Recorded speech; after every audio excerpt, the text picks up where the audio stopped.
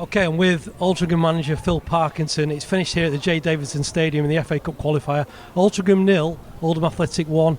Phil, your thoughts on the game? Really disappointed with the result. Obviously, never want to go out of the FA Cup, particularly at this football club. But there's no disgrace with it being Oldham Athletic. I'm sure everyone will agree with that in terms of size of club. But I really felt with the form that we were on, and they're going through a bit of a transitional period, we could have took advantage today. Because I think in a few months' time they're going to be a different animal with the new manager coming in, the different organisation, the reputation that he brings. There'll be a different creature then, but right at the moment I felt we should have took advantage of the fixture today, and unfortunately football doesn't work like that. You don't always get what you want and you don't always get what you deserve. As you say, Phil, both sides come into this game in great form. Altrincham 5 wins on the spin, Oldham unbeaten in 6. You could tell it was going to be a close game, and was it a game of just those missed chances, Phil? Absolutely. We've just spoke to the players in there about, I feel we've had the better chances in the game. The newbie one that he doesn't make a connection with in the first half, and then Dior going through where it skims up, it's the crossbar. You got a feeling it's not going to be your day. I think if we score that, we go and win comfortably. But I don't think in the second half we really posed enough of a threat, even though, again, I still think we've worked their keeper more than Ethan's been worked. I know at the end where Reed's gone through, but we're chasing the game last couple of minutes. Apart from that, we've been well on top. Just a word as well, I thought from up in the commentary box, I thought both defences were superb. Cooper and Baines again, brilliant at the back. Yeah, I'm glad you've mentioned Coops and Baines. They've been with Ethan a big reason why we've been keeping clean sheets and winning games. Thought Coops really come of age today against a very good Norwood, and that's the best I've seen Norwood play as well. And all the footage I've seen, it looks like he was back to his very best today. So for Coops to do what he did, and Baines, it's no mean feat. That he's a very high-profile striker in this division, and they kept him very quiet. Just touching on that point, that's what you're up against, aren't you? You look against somebody like Norwood, who's brilliant at Barnsley, got a lot of league experience at Ipswich Town, scores wherever he goes. These lads at the back line, the young lads, aren't they? 22 years of age, I think Cooper is, against that. Great experience for him. Absolutely. Like I said, I feel like he really come of age today. Yeah, absolutely. Phil, obviously the FA Cup means a lot to Altrincham, so you'd be gutted in there in terms of going out today as well. Yeah, devastated, because I know how much it means to the fans. They tell me every year, and I think we've only delivered once on that in terms of the Portsmouth run getting to the second round. But ultimately we've had promotions, we've survived in this division, and maybe a few weeks or months down the line with the size of the squad at the moment, maybe we'll look at it as a blessing in disguise. It doesn't feel that way. No one will look at it that way. We've not turned up here not to go through, but maybe it'll work out like that for us because the league campaign's been so strong at the moment. But ultimately I spoke to the players before the game about not playing in fear and making sure that we're able to bounce back if anything ever does go wrong, not just today, in any game. So today we're certainly beaten, but we're not defeated. We'll come back stronger. We've shown our resilience this season. It took a really experienced, very high-profile team to knock us out the FA Cup. So there's no disgrace there, but we know, or we feel, we should have been the team that goes through. But as I said, you don't always get what you deserve.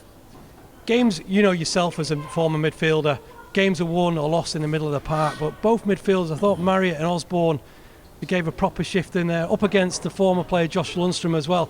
It was a great battle on a heavy pitch today.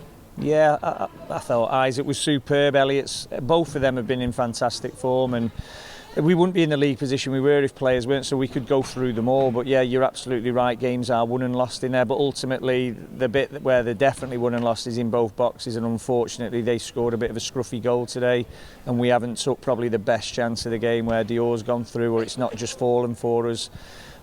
So that's been going in for us, it hasn't today. Unfortunately, when they don't go in, you're always susceptible to a sucker punch, and that's what's happened.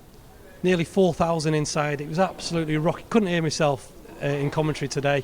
Brilliant atmosphere. You want more days like this down at the J Davidson? Absolutely. Well, let's be honest, if Oldham weren't in our division, this would be a really big tie for us, wouldn't it, in terms of first round proper tie where everyone's excited. It's probably a TV game as well with the locality of both teams. I went on record in my last interview saying they're absolutely huge in this division. It's a bit like a Chesterfield, a Notts County type. A Wrexham. So listen, when they get their acts together in terms of on the pitch, which I'm sure they will, they've got good players, they've got a good manager who's coming in.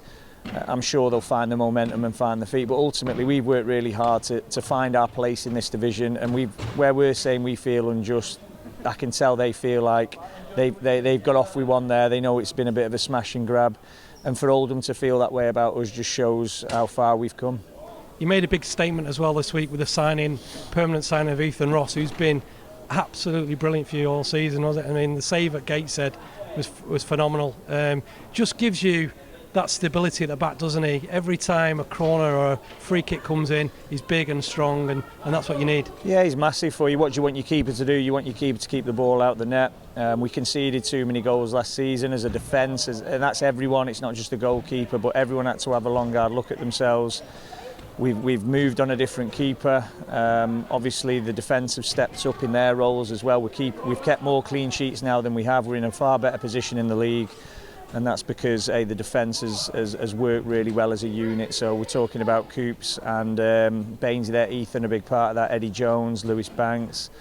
But ultimately, you look at the lads who aren't playing, you've got Sam Roscoe, the club captain, James Jones, them lads are keeping them out. I think if you were looking at it on paper at the start of the season, you'd be thinking it's the other way around, but that's how it should be. Football should be like that. Whoever's performing, whoever's producing the goods, helping you get results, keeping performances at a very high level should keep the place in the team, and that's what both of them have done. Yeah, and competition for places, you've still got quite a few out injured, some big players as well, haven't you, to come back as well. So I'm guessing the message in there, Phil, is let's get back on it. We're going brilliant in the league, 4th position at the moment. A couple of home games coming up as well. Keep driving forward. Well, we've got very high standards here, and you've either got high standards or you haven't. So we're not gonna feel sorry for ourselves for too long. It's really important, as you said, that we bounce back. Otherwise, if you don't, it becomes excuses, doesn't it? It becomes excuses why we haven't won that game, why we haven't been able to bounce back.